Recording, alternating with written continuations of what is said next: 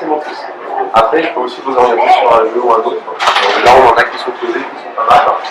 Et après, s'il y en a... Bonjour, Yann Roy, vous représentez l'association Joker. Vous pouvez m'expliquer un petit peu ce que vous faites? Oui, tout à fait. Alors nous, on est une asso depuis 7 ans à peu près, où on est là pour promouvoir le monde du jeu. Donc, on est là pour faire découvrir aujourd'hui tout ce que l'on peut avoir dans cet univers qui est très varié, très riche, on a pour tous les goûts. Nous on est convaincus, on voudrait convaincre les gens que c'est fédérateur. On peut réunir les grands-parents avec les petits-enfants, les parents avec les enfants, les frères et les sœurs. Voilà, ça permet vraiment d'être... Vous me disiez que c'était une tendance quand même, que le jeu jouait un peu ce rôle-là, si on peut dire. C'est ça, aujourd'hui ça vient faire un peu contrepoids à l'environnement numérique. C'est un exutoire pour pouvoir se retrouver. Vous nous faites une petite visite guidée des jeux? Bien sûr.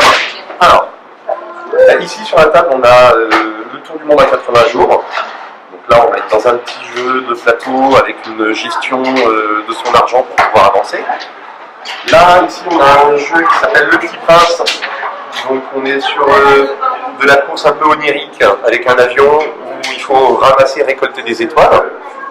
Donc ça c'est vraiment très famille.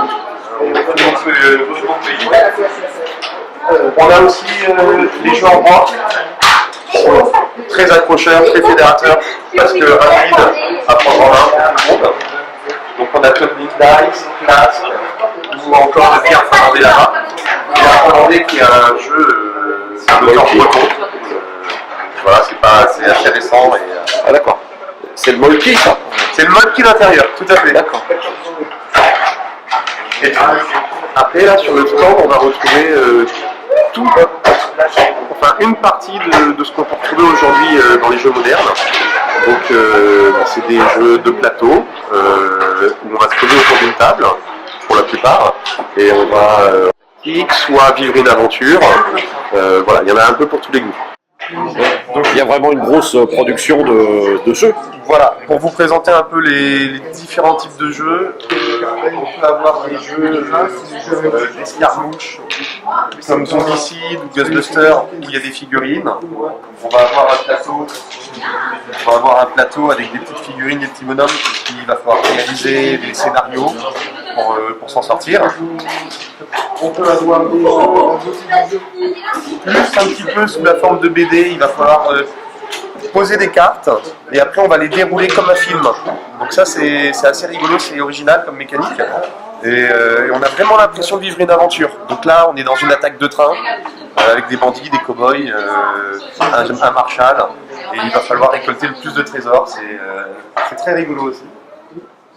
Et après on a des jeux un petit peu plus de gestion, là on est dans un monde post-apocalyptique, guerre nucléaire, et on va avoir sa base où il va falloir aller chercher des ressources pour améliorer sa base, pour pouvoir survivre. Donc il va falloir trouver de la nourriture, trouver du bois, du métal, trouver de nouveaux réfugiés, de nouveaux survivants, éviter les survivants des adversaires. Donc voilà, on est plus dans de la gestion, mais en vivant une aventure aussi. D'accord. Et puis après, on peut avoir des jeux plus des petits jeux de combat où là, le jeu forme une arène. On va avoir des cartes, on va avoir des dés. Et donc là, ça va être purement du combat les uns entre les joueurs. On va pouvoir se bastonner quoi, entre les joueurs. On a aussi des jeux. Alors là, on va être sur la gestion. Là, on va être sur du deck building. Ce qu'on appelle le deck building. Il va falloir se constituer un panel de cartes qui nous soit le plus efficace possible. Donc voilà, là, on va être en concurrence avec les autres joueurs. Et à base de cartes, on va se construire tout un petit univers et on va se faire des batailles entre les joueurs. On va essayer de développer sa petite civilisation, son petit clan. Pour aller vers la victoire. C'est aussi captivant que le jeu vidéo? C'est aussi captivant que le jeu vidéo. C'est aussi captivant, mais on a besoin des autres. Là, pour pouvoir vivre l'aventure, on a besoin d'être au moins deux. Donc, à part certains jeux, il y a certains jeux comme celui-ci, Détective Conseil Sherlock Holmes. Donc là, on est sur du jeu narratif. Donc on vit une aventure, un peu comme les livres dont on est le héros. Et donc on peut jouer tout seul jusqu'à 8 joueurs.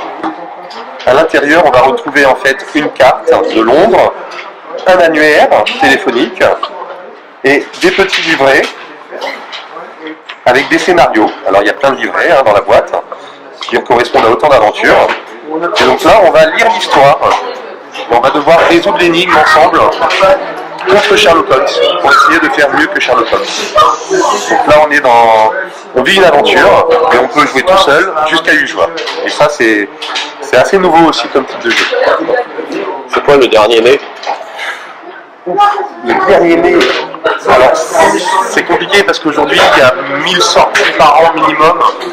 On a un jeu qui sort tous les jours. Donc vous donner vraiment un dernier né, c'est... non, c'est pas possible. Est-ce que tout le monde peut jouer, même si on n'est pas spécialiste des jeux? Tout le monde peut jouer. Après, des fois, de rentrer dans le monde du jeu, de rentrer dans les règles, ça peut être compliqué. Donc c'est pour ça que c'est intéressant d'aller sur les salons, sur les festivals, d'aller dans les boutiques spécialisées. Là, il y a vraiment des gens qui connaissent les jeux, qui vont pouvoir vous les expliquer. Et au moins, vous rentrez chez vous, vous savez jouer au jeu. Quand vous allez acheter le jeu, vous pouvez le sortir directement et jouer au jeu.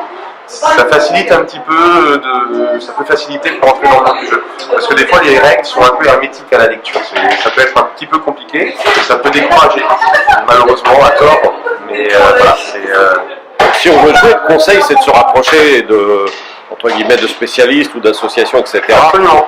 Pour mieux réussir à intégrer le monde du jeu. Il y a de plus en plus d'assauts, aujourd'hui, il y a plus en plus de salons, de petits salons, de festivals le week-end. Et il ne faut pas hésiter à y aller en famille. Et du coup, y aller pour aller découvrir vraiment un jeu en famille. Et là, prendre le temps. C'est auprès de spécialistes.